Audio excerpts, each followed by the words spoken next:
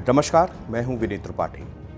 एक तरफ लोकसभा चुनाव की तैयारियां जोर शोर से चल रही हैं, तो दूसरी ओर हिमाचल प्रदेश की सुक्खू सरकार सुर्खियों में है। यूं तो राज्यसभा चुनाव में कोई ऐसा अंधेर नहीं हुआ जिसकी बहुत चर्चा की जाए, क्योंकि इतिहास गवाह है कि हमेशा से राज्यसभा चुनाव में क्रॉस वोटिंग होती रही है। इस देश ने तो वो दिन भी देखा कि जब एक वोट से कोई सरकार गिरी हो। इस देश ने वो भी देखा है कि जब सरकार बचाने के लिए इमरजेंसी तक लागू कर दी गई।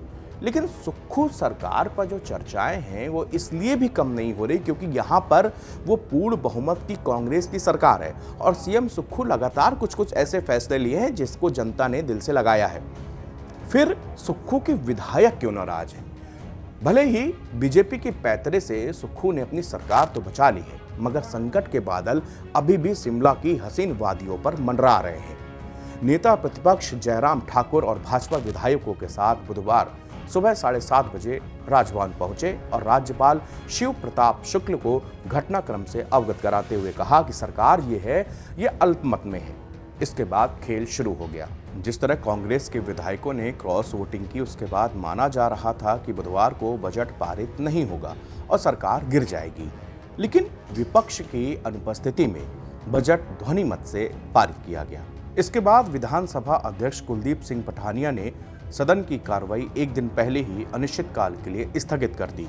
2 दिन से चल रही उठापटक के बीच सुखविंदर सिंह सुक्खू सरकार भले ही बच गई हो, लेकिन संकट बरकरार है क्योंकि विपक्ष अविश्वास प्रस्ताव लाने की बात कह चुका है। सामने आया है कि कल यानी एक दिन पहले गुरुवार को ही कैबिनेट की बैठक में मौजूद विक्रमादित्य सिंह के करीब 6:30 बजे बैठक छोड़कर चले गए। राज्य के खुफिया सूत्रों का यह भी कहना है कि वो चंडीगढ़ गए और 6 अयोग्य विधायकों से मुलाकात की। इस खबर के सामने आने के बाद एक बार फिर लगने लगा है कि हिमाचल प्रदेश की कांग्रेस सरकार में सब कुछ ठीक नहीं चल रहा। यह अलग बात है कि सीएम सुक्खू और राज्य के पर्यवेक्षक के तौर पर भेजे गए कांग्रेस के चाणक्य कहे जाने वाले डीके शिव कुमार भले ही कहते रहे कि संकट मिट गया, लेकिन सामने आए अपडेट के बाद अब लग रहा है कि अभी भी कुछ बदला नहीं है। हाँ, मंगलवार की घटना के बाद कांग्रेस बुधवार को कठोर रुख अपनाने की बात कहते हुए कड़े तेवर दिखाती जरूर नजर आई। इस बारे में कांग्रेस के मीडिया प्रभारी जयराम रमेश ने दावा किया कि हम हिमाचल की अपनी सरकार अस्थिर नहीं होने देंगे। अगर जरूरत पड़ी तो कठोर निर्णय से हम लोग पीछे नहीं हटेंगे। कांग्रेस की ओर क्रॉस वोटिंग करने वाले विधायकों के खिलाफ कार्रवाई को लेकर स्पीकर के यहां अर्जी दिए जाने के बाद स्पीकर कांग्रेस के 6 विधायकों को कारण बताओ नोटिस दिया गया है। वहीं दूसरी ओर बीजेपी के अल्पमत के दावे के बावजूद कांग्रेस सरकार अपना बजट पास कराने में कामयाब रही। हिमाचल के प्रदेश के स्पीकर कुलदीप सिंह पठानिया ने नेता प्रतिपक्ष जयराम ठाकुर सहित बीजेपी के 15 विधायकों को बुधवार को निलंबित कर दिया और फिर सदन की कार्रवाई को स्थगित कर दिया। दरअसल इन्हीं बीजेपी विधायकों को मंगलवार को स्पीकर ऑफिस के बाहर मार्शलों के साथ दुर्व्यवहार करने और सदन में अव्यवस्था पैदा करने के लिए निलंबित किया गया था। फिलहाल तो सीएम सुक्खू सुरक्षित है, लेकिन कहा जा रहा है कि उनके ऊपर लगातार तलवार लटक रही है।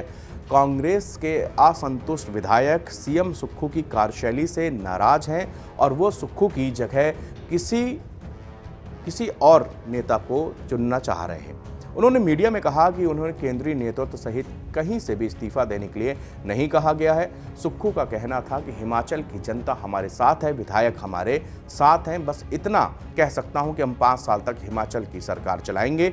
सीएम सुक्खू ने खुद को एक योद्धा बताते हुए कहा था कि मैं अपने एक साधारण परिवार से हूं, हम ये लड़ाई जीतेंगे और विधानसभा में भी बहुमत साबित करेंगे। लेकिन सुक्खू का ये कहना और राज्य की सियासत में सब कुछ ठीक होने में बड़ा अंतर है।